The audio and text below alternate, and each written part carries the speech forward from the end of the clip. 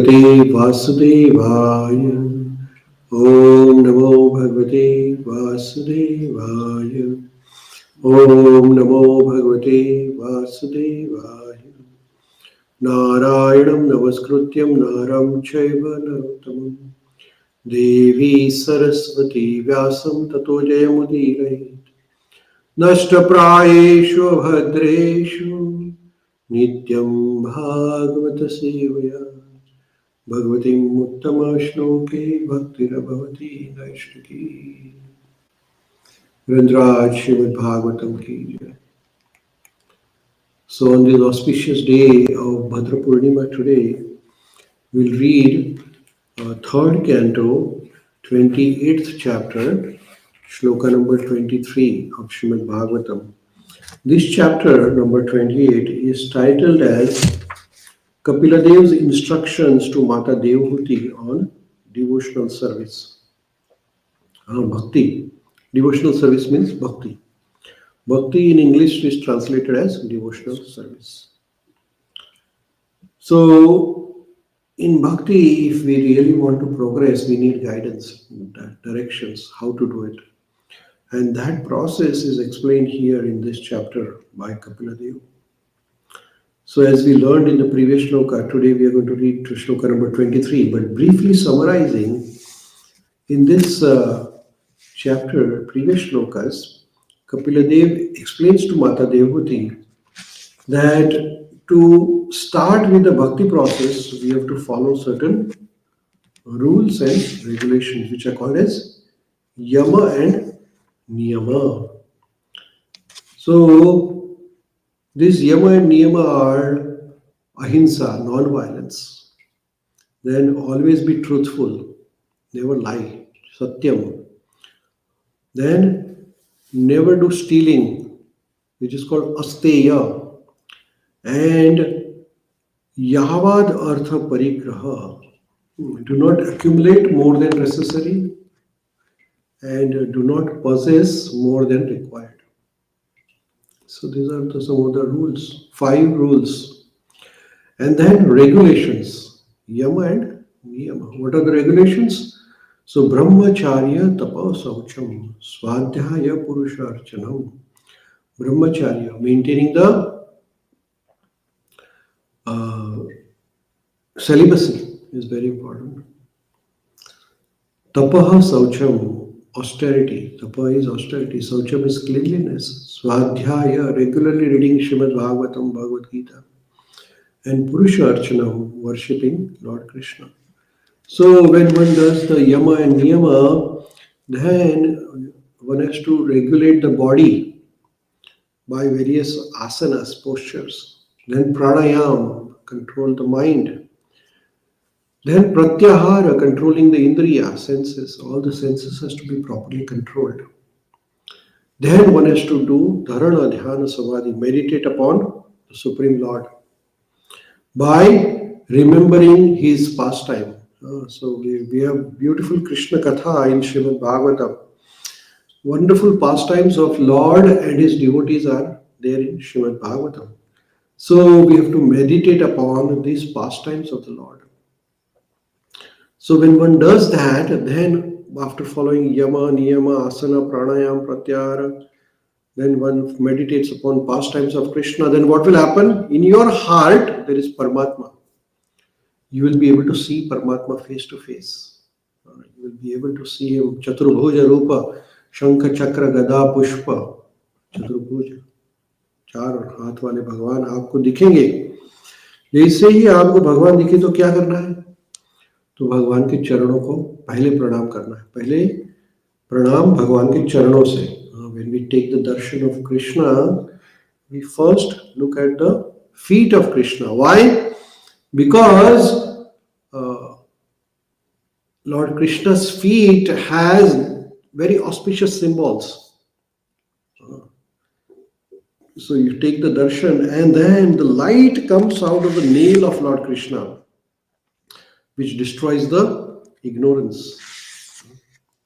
And the lotus feet of Krishna is very important because even Lord Shiva, Shivji, he accepts the Ganga which is coming out of the Lord's lotus feet. भगवान के चरणों से जो गंगा निकलती है उसको क्या करते हैं शिव जी अपने सर पर धारण करते हैं. इसलिए शिव जी भगवान के शुद्ध भक्तों में गिने जाते हैं. वैसे ही हम जब भगवान के चरणों का दर्शन करते हैं तो यहाँ पे लिखा है कि the Lord's lotus feet are like thunderbolts that can shatter the mountains of sins committed for hundreds and thousands and millions of years.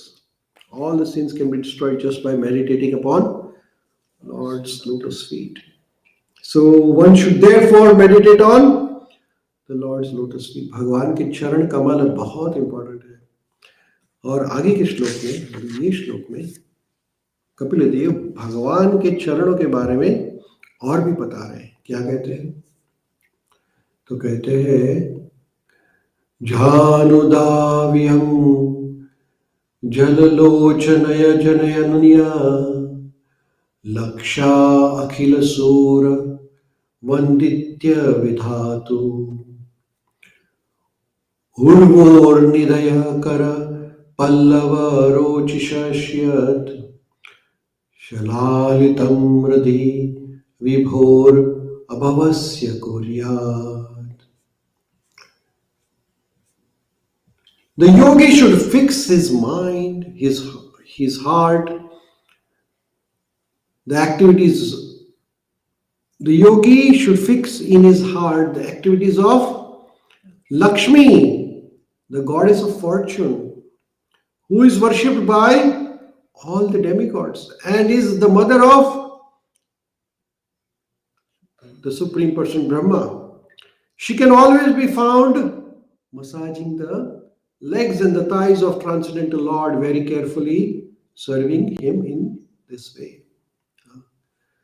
So here Mata Lakshmi's example is given. Mata Lakshmi is the goddess of fortune. And what is she doing? Always serving the lotus feet of Lord Krishna.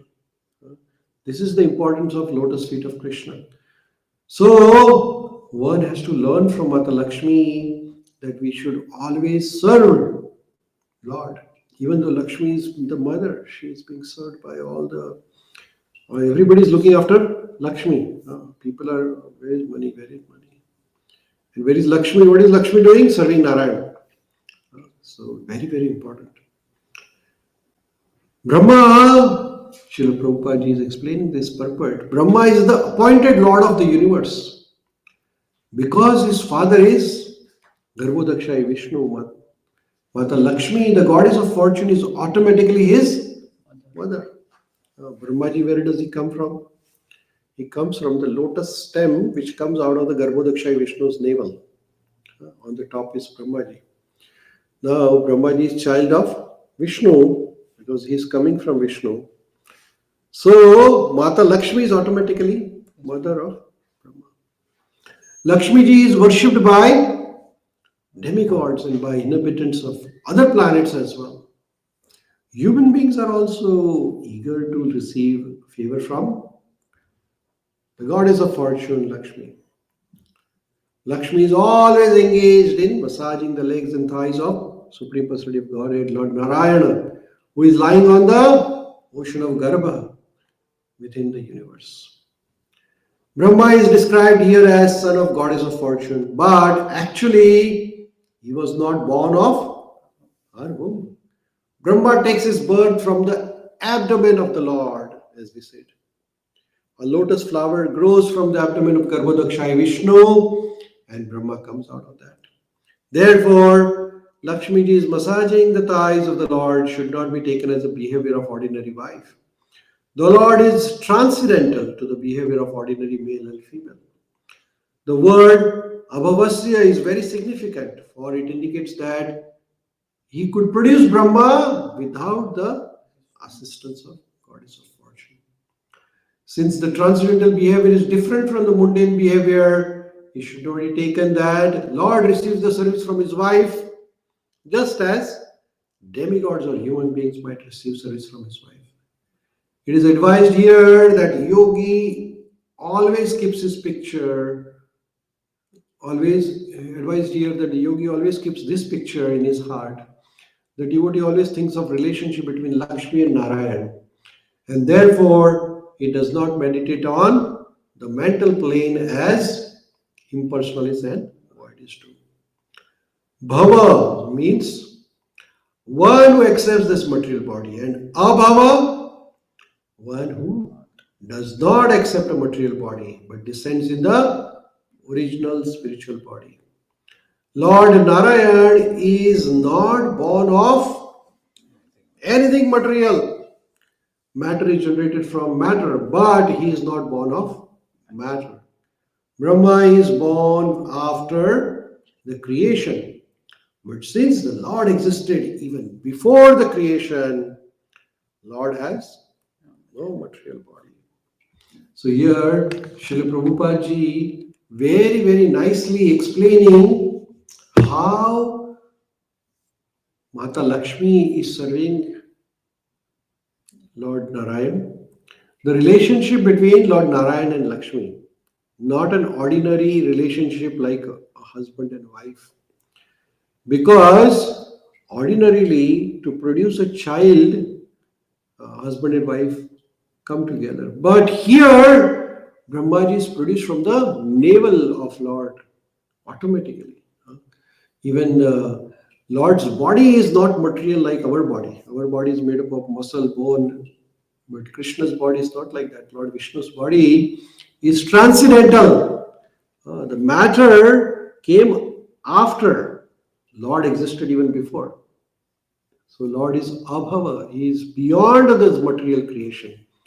That is called as spiritual or transcendental. So in this way, our aim should be that we should always remember that as Mata Lakshmi is serving Lord Krishna, we should always be serving Lord. This is Mata Lakshmi is one of the great devotee of Lord. And we should always learn from the great devotees of Lord. And what is our purpose of this life? We are here as a servant of Krishna. Dasa dasanu das. We are here to serve Krishna. But how can we serve Krishna? By serving devotees. So I am the servant of the servant of the servant of the servant of the servant, like that. So in this way, more we do seva, we can please Krishna. So the relationship between Bhagavan and Bhakta is transcendental. Like when we see Radharani and Krishna, it is not ordinary male and female. It is Bhagavan and Bhakta. It's a spiritual relationship, the transcendental relationship. And Krishna says in Bhagavad Gita that Janma Karma Chame Divyam Evam Yo Vekti Tatvata Tyaktya Deha Punar Janma Naiti Mameti So Arjuna. So one who understands that Krishna is not, his activities are not ordinary, they are transcendental. We have to, once we understand that, then we can do the seva, the worship properly. So today is a very auspicious day of Bhadra Purnima. On this day, we read this Granth Raj Srimad Bhagavatam, we install Granth Raj Srimad Bhagavatam at our home, or we gift somebody who might whom we love or like, then we gift Srimad Bhagavatam. Srimad Bhagavatam is the sum and summary of all the Vedas. After composing all the Vedic literature, 4 Vedas, Vedvyaji composed all the 4 Vedas. Then he composed Upanishads, 108 Upanishads, then 18 Puranas. Then he composed Mahabharata. Bhagavad Gita is part of Mahabharata. After composing all this, when Vedvyaji was not satisfied and he was contemplating that something is missing, what is that? Then he was sitting by the Badrik Ashram, by the river Saraswati. At that time, his Guru, Maharishi Vedvyas, appeared there. His Guru Narad Muni appeared there. And Narad Muni instructed Vedvyaji that you have composed everything, but you have not glorified Lord Krishna. So then he composed Srimad Bhagavatam. Srimad Bhagavatam is the mature fruit of the Vedic desire tree. It is It is all the summary of Vedas, Upanishads there in Srimad Bhagavatam. Srimad Bhagavatam is literary incarnation of Lord Krishna. It is said in Srimad Bhagavatam that Krishna swadhamopagate dharma gnana dibhi saha.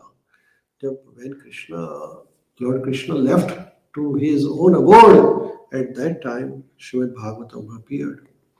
Srimad Bhagavatam is composed in 12 cantos. Each canto represents one limb of Krishna, one body part of Krishna.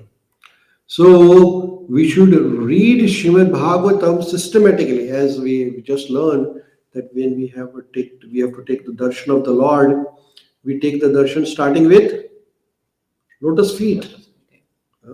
चरणों से दर्शन करते हैं ना. So the reading of Srimad Bhagavatam should start with the first canto, then second, third, fourth, slowly progress to the 10th canto, which is the face of Lord Krishna, like that. So we should not jump from one section to another. Read systematically. Because if you directly jump from first canto to 10th canto of Srimad Bhagavatam, then you will get confused because you will not understand the supreme authority of Krishna. By the time you reach the 10th canto of Srimad Bhagavatam, one really understands who Krishna is. One starts understanding that what is the real position of Krishna. One understands that Krishna is not an ordinary person. So after going through all these 9 cantos, then in the 10th canto, then you will be able to understand, and then you will be able to relish the pastimes of Lord Krishna. Otherwise, you will always have a question: how can Krishna lift the mountain on the little finger of left hand? Or why Krishna has 16,108 queens? All these questions will come because you don't know the supremacy of Krishna. So that is why we have to read Srimad Bhagavatam step by step. And once we go through Srimad Bhagavatam, we will be able to see Krishna face to face, because Krishna is literally incarnation of Krishna is Srimad Bhagavatam, right? So today we are reading this Srimad Bhagavatam on this Bhadra Purnima day. It is said, Nashta Prayeshu Bhadreshu Nityam Bhagavata Sevaya Bhagavati Uttama Shloke Bhaktir Bhavati Naishtaki. So if we regularly and read Srimad Bhagavatam, then all the abhadra means all inauspicious things in our heart will be, our life will be removed. And our bhakti, our service to Lord Krishna will be firmly established. So that is why Srila Prabhupada established this process. Every temple, every day morning there is Srimad Bhagavatam Katha. Every day. Nityam Bhagavata Sevaya. It is not that we have to read Bhagavatam only 7 days and 7. There is Bhagavata Saptaha. Bhagavata Saptaha means people imitate Parikshit Maharaj and Shukdev Goswami's pastimes. But Parikshit Maharaj sat 7 days and 7 nights without eating, sleeping, right in front of Shukdev Goswami. So current Bhagavad Saptaha is imitation, it is not real. Parikshit Maharaj was cursed that he is going to die in 7 days. So he sat in front of Shukdev Goswami, and Shukdev Goswami recited the entire Srimad Bhagavatam for 7 days and 7 nights continuously. Because he was serious about bhakti. One who is serious about bhakti should take Bhagavatam to heart and soul. Because Bhagavatam is the book which will take us to Krishna. It's a Sakshat Roop of Krishna. So having said that, we will pause here. We will continue reading Srimad Bhagavatam. आज का दिन जितना भी समय मिले क्या करना है? 2 चीज करना है. Chanting and Bhagavatam. Chanting and Bhagavatam. Chanting and Bhagavatam. Alternate all the time. Today we have also installation. We are doing installation at different devotees' house. Bhagavatam sets today. Very, very auspicious day of Bhadra Purnima. So if you haven't taken Bhagavatam, you must take Bhagavatam on this particular day. You must purchase a set of Bhagavatam and install it in your home, install it in your heart. There is one hard copy of Bhagavatam available. If you think that you do not have a space, then you can buy the soft copy also. or whatever you can do, but we must have a set of Bhagavatam at our home. ठीक है? रुद्रा श्रीमद् भागवतम की जय, जगत गुरु शिला प्रभुपाद की जय.